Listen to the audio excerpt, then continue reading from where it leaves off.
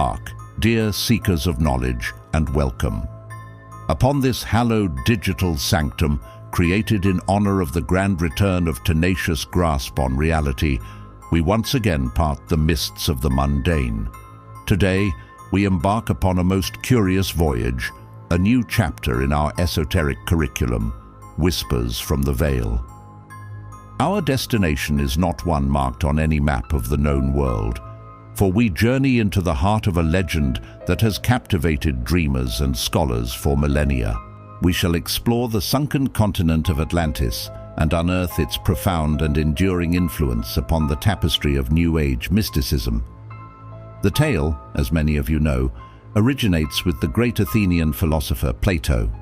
In his dialogues, Timaeus and Critias, he paints a vivid picture of a magnificent island kingdom situated beyond the Pillars of Hercules.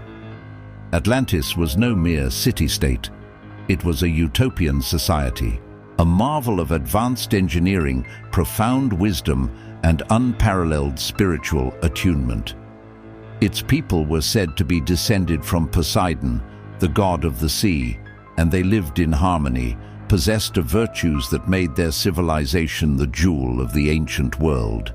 They commanded technologies and architectural wonders that beggar the imagination, all powered by a mysterious energy source, often depicted as colossal crystals.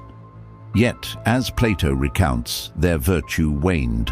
Greed and hubris, those timeless corruptors of the human heart, began to fester. The Atlanteans, in their arrogance, sought to conquer the known world, waging war against an ancient and honorable Athens. For this transgression, the gods turned their favor away.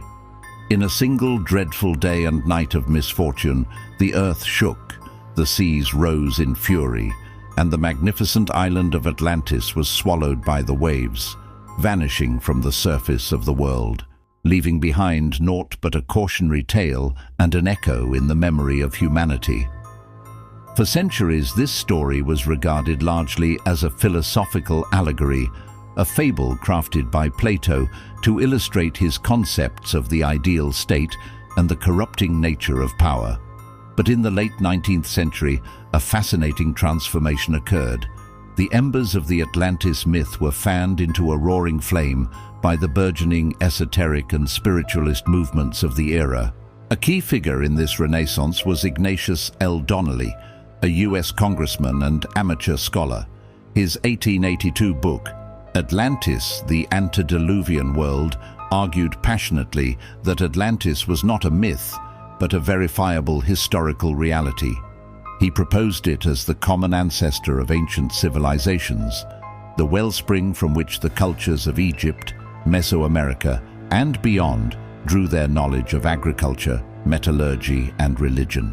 Donnelly's work, though dismissed by mainstream academia, captured the public imagination and laid a new foundation for the legend. It was upon this foundation that the mystics of the Theosophical Society, most notably the enigmatic Helena Blavatsky, began to build. In her magnum opus, The Secret Doctrine, Blavatsky presented a complex and sprawling cosmology, describing a series of root races that have inhabited the Earth. The fourth of these, she claimed, were the Atlanteans. In her vision, they were not merely advanced humans, but beings of immense psychic power and spiritual development. They possessed abilities we would now call clairvoyance, telekinesis, and astral projection. Blavatsky's Atlantis was a crucible of spiritual evolution, a place where humanity interacted directly with higher planes of existence. The cataclysm that destroyed it was not just a geological event, but a spiritual one, a necessary cleansing to make way for the next stage of human development, our own Aryan or fifth root race. This esoteric interpretation of Atlantis became a cornerstone for subsequent spiritual movements. Perhaps the most famous and influential figure to expand upon this was the sleeping prophet Edgar Cayce. In his trance-like states, Cayce delivered thousands of readings that provided intricate details about life in Atlantis. He spoke of a technologically sophisticated society that had harnessed the power of immense crystals, the Tuoi stone, or Great Crystal, for energy, healing, and communication. These crystals, according to Casey, were so powerful that their misuse and mismanagement ultimately led to the continent's destruction. He described a society fractured by a spiritual schism between the benevolent sons of the Law of One and the corrupt sons of Belial, who used their power for selfish gain. Casey's readings suggested that many souls now living on Earth are reincarnations of these Atlanteans, carrying with them the karmic lessons and spiritual potential from that ancient time. This concept, that we are inheritors of an Atlantean legacy, is absolutely central to New Age thought. The idea of Atlantis provides a powerful narrative, a lost golden age of spiritual enlightenment and technological harmony that we, as a species, are destined to rediscover and reclaim.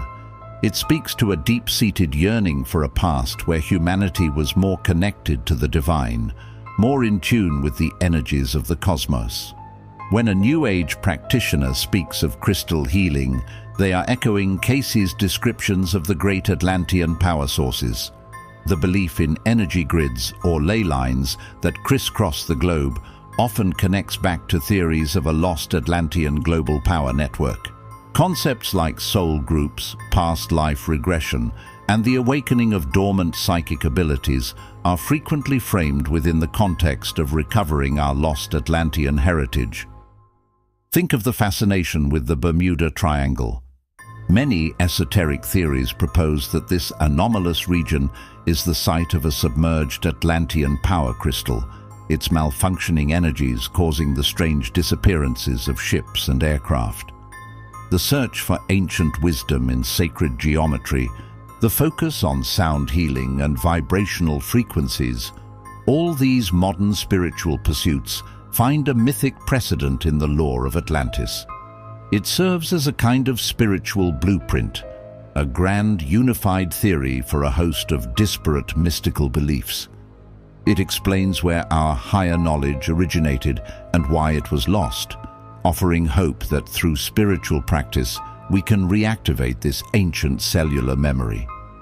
Whether Atlantis was a physical place or a potent archetype dwelling in the collective unconscious is a debate that may never be settled, but its reality as a foundational myth for the New Age is undeniable.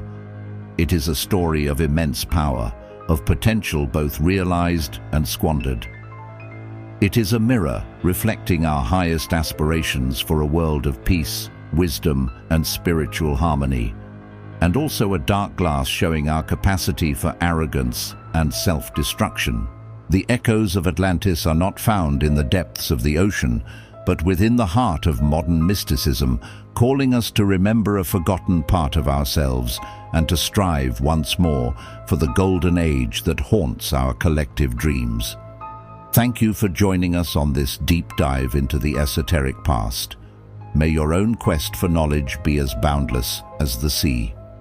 We invite you to continue this journey with us, to subscribe to our channel, and to share your own thoughts in the chronicles below. Until we meet again, walk in light and wonder.